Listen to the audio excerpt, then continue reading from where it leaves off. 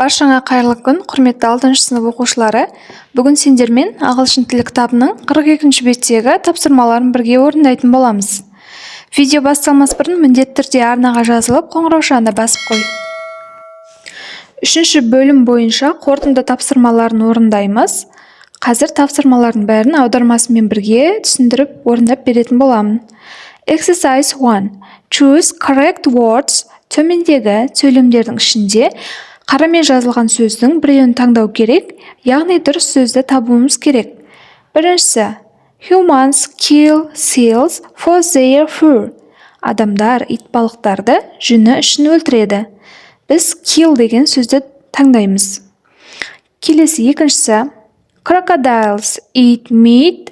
Крокодилдер ет жейді. Бұған eat дегенді қоямыз. Eat бұл жеу дегенді білдіреді. Үшіншісі, falcons hide in trees. Сұңқарлар ағаштарда жасырынады. Бұған hide деген сөз таңдаймыз. Келесі төртіншісі, rabbits dig holes in the ground. Қояндар жерге шұңқыр қазады.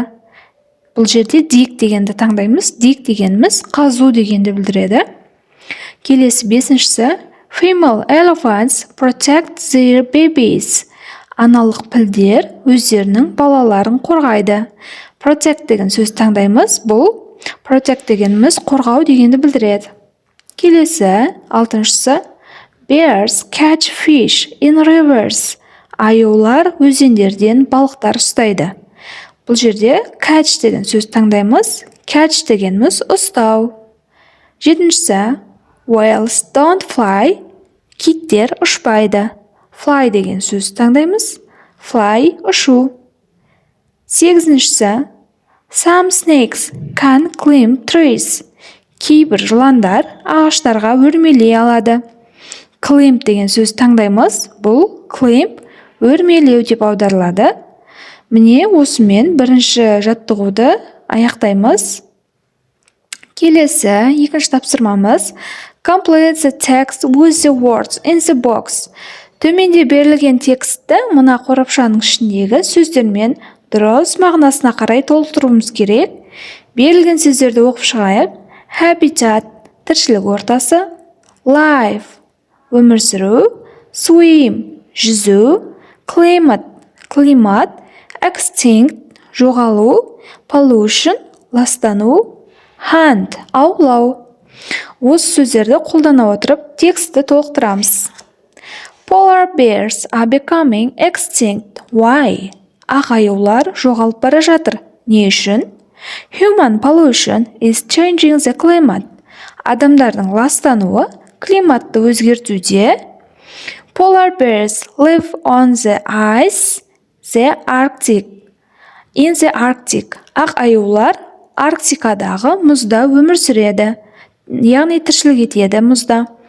But the ice is melting and their habitat is getting smaller. Бірақ мұздар еріп кетуде және аюлардың тіршілік ортасы немесе өмір сүретін орындары кішірейіп кетуде. Every year it gets more difficult for the bears to hunt seals. Жыл сайын оларға итбалықтарды аулау қиынға соғуда. Polar bears can swim, but they don't live in the sea. Ақ-аюлар жүзе алады, бірақ олар теңізде өмір сүре алмайды.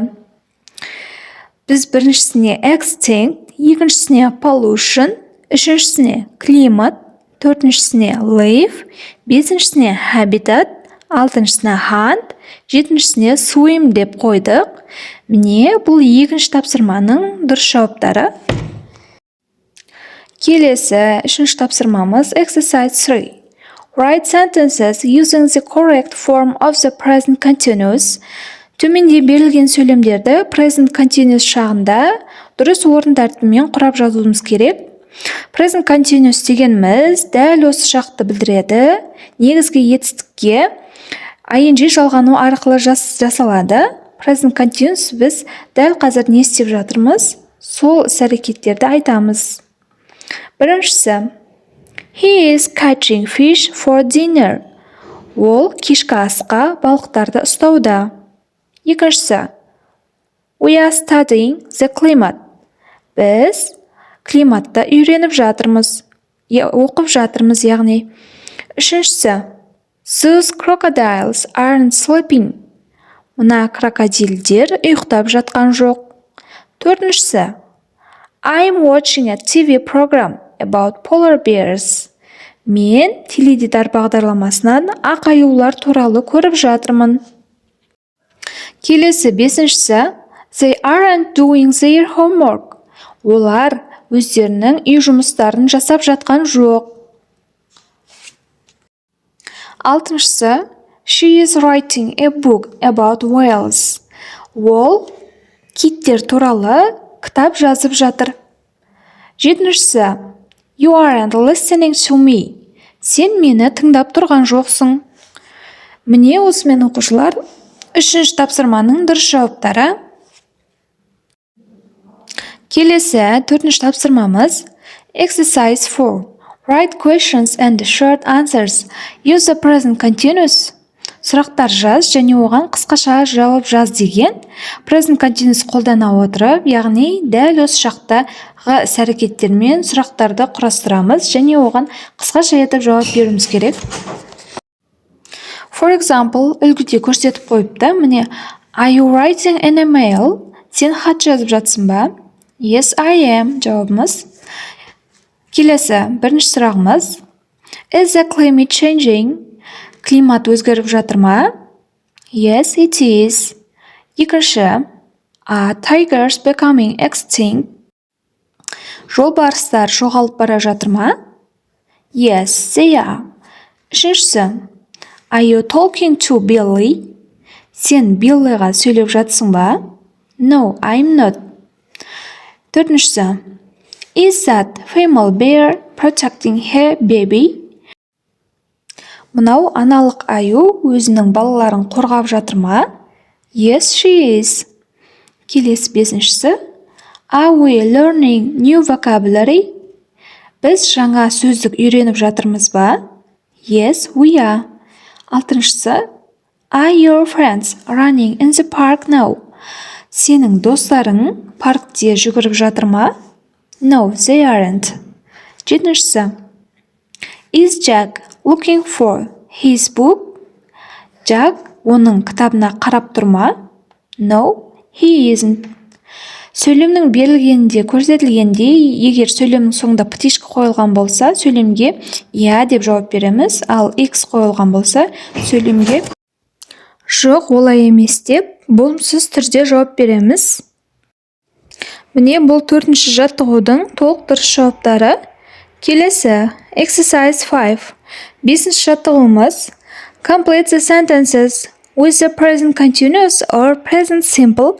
Төменде берілген сөйлемдерде бос орындар көрсетілген, сол бос орындарға жақшаның ішіндегі сөздерді present continuous немесе present simple шағында ашып жазу керек. Әрине, әр сөйлемнің өзіндік мағынасына қарай жазамыз. Present simple дегеніміз ол жай осы шақ, ал present continuous дегеніміз дәл осы шақ, дәл қазіргі болып жатқан іс-әрекет, ал present simple жалпы түрде болып жатқан жай осы шақ. Біріншісі, we watch TV every day.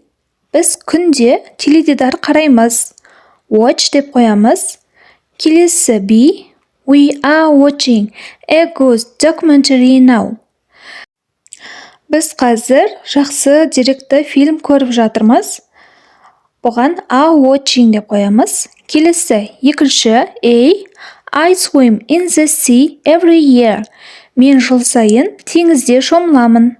Бұған swim деп қоямыз, present simple. Келесі, oh no, that shark is swimming towards us. Ой, жоқ, бұл акула бізге қарай жүзіп келе жатыр. Is swimming болады. Келесі, үшіншісі, he is eating in a restaurant at the moment. Ол дәл қазір ресторанда тамақтанып жатыр. Is eating қоямыз. Келесі, he usually eats at home. Ол әдетте үйден тамақтанады. Eats деп қоямыз.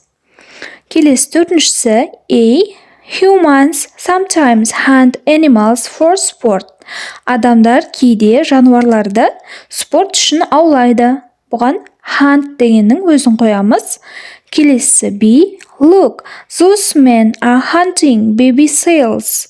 Қара, мына ер кісілер кішкентай итбалықтарды аулап жатыр. Бұған A. Hunting, олар аулап жатыр деп қоямыз. Осымен exercise 5 аяқталады. Дұрыс жауаптары осы. Келесі exercise 6, 6-шы жаттығуымыз. Complete the dialogue with the phrases in the box.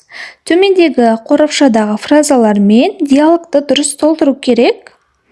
Бұл берілген фразалар It sounds like, I'm reading, every day, it looks like, a good time, maybe it's, what are you doing? Осы фразаларды қолдана отырып, диалогты толтырамыз. Paul, what are you doing at the moment? Сен дәл қазір не істеп жатсың? Anna, I'm reading an email from Emma. She's in Australia. Мен дәл қазір хат оқып жатырмын. Эммадан келген хатты оқып жатырмын. Ол қазір Австралияда. Paul, is she having a good time? Ол уақытын жақсы өткізіп жатыр ма? Anna, yes, she says. It's fantastic. She goes swimming every day. Иә, ол өте фантастикалық деп айтты. Ол күн сайын шомылуға барады. Paul, listen, what's that? Тыңдашы, бұл не? Anna, it sounds like a mosquito. Бұл масаның даусы сияқты. Paul, well, it isn't a mosquito. Anna, look, it's yellow and black. Бұл маса емес сияқты. Қара, бұл сары және қара. It looks like a wasp. Бұл ара сияқты. Paul, I'm not sure it's. Мен сенімді емеспін оған. Anna, maybe it's a bee. Мүмкін ол ара шығар. Bee және wasp екеуі екі түрлі араны білдіреді. That's okay. Then. Okay. Диалогқа жаңағы фразаларды орын-орнымен дұрыс қойып шықты. Бұл 6-шы жаттығудың толық дұрыс жауаптары. Келесі 7-ші жаттығуымыз. Listen to a conversation and choose the correct words. Тыңдалымды тыңдау арқылы әңгімедегі дұрыс сөздерді таңдау керек. Яғни төменде listeningтегі әңгімеге қатысты сөйлемдер берілген. Қарамен жазылған сөздердің біреуін таңдаймыз. Біріншісі. Harry is with Mark. Harry Маркпен бірге. Екіншісі. They are at the park. Олар паркте. Үшіншісі. There is a music festival there. Мұнда әндер фестивалі. Төртіншісі. He is having a fantastic time. Ол фантастикалық уақыт өткізіп жатыр. Бесіншісі. The weather is very cold. Ауа райы өте суық. Алтыншысы. They can meet at 5 o'clock. Олар сағат 5-те кездесе алады. Біріншісіне Mark, екіншісіне at the park, үшіншісіне music, төртіншісіне fantastic, бесіншісі cold, алтыншысы 5 болады. Бұл 7-ші тапсырманың толық дұрыс жауаптары. Осымен оқушылар 42-ші беттегі барлық тапсырмаларды бірге орындап шықтық. Сабақ түсінікті болды деген ойдамын. Егер видео ұнаған болса, міндетті түрде арнаға жазылып, қоңыраушаны басып қой. Достарыңмен бөлісуді ұмытпа. Келесі кездескенше сау болыңдар.